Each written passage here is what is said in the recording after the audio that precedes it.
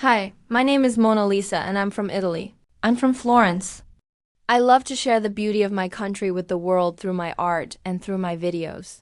If you're new here, welcome. I invite you to join me on this journey through Italy's rich history and culture.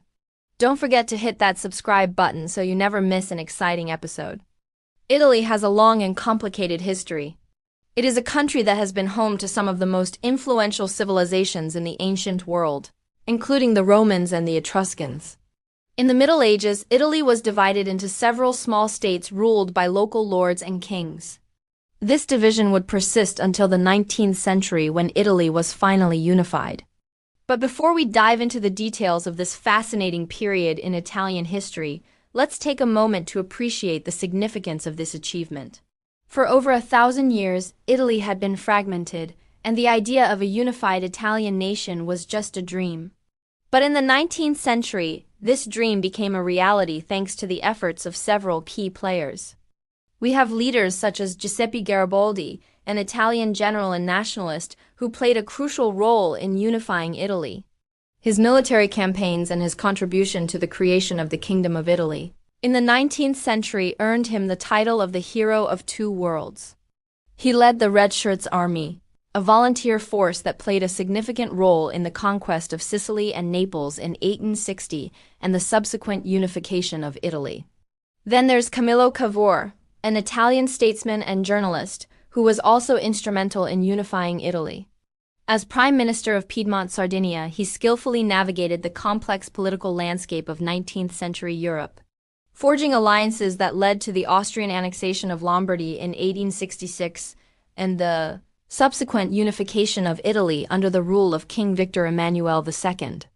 And speaking of kings, we have King Victor Emanuele II of Savoy, the first king of unified Italy. His role in Italian unification was significant, although his contributions were mostly behind the scenes. As the ruler of the Kingdom of Piedmont, Sardinia, Victor Emanuele provided the institutional and constitutional framework for the newly unified nation. These are just a few of the many individuals who contributed to the unification of Italy. Each of them played a unique and important role in shaping the destiny of their country. Now let's dive deeper into the historical event itself. Italy's unification, also known as the Risorgimento, was a long and complex process that spanned several decades. But it really began to take shape in the early 19th century with the Congress of Vienna. After the Congress of Vienna, Europe was divided into several spheres of influence.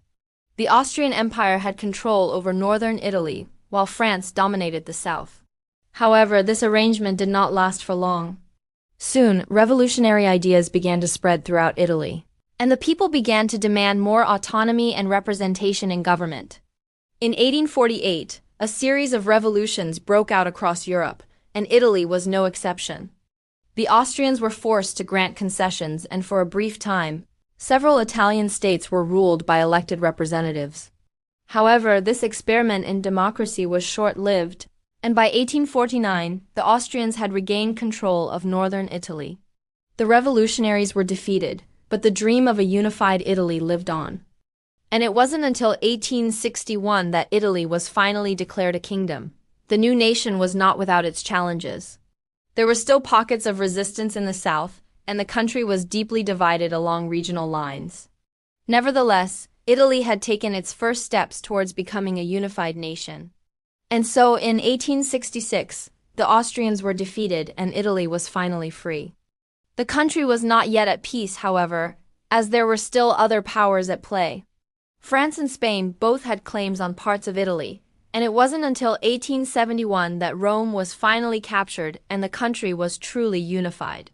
Italy's unification was a remarkable achievement, and it's all thanks to the hard work and dedication of so many individuals.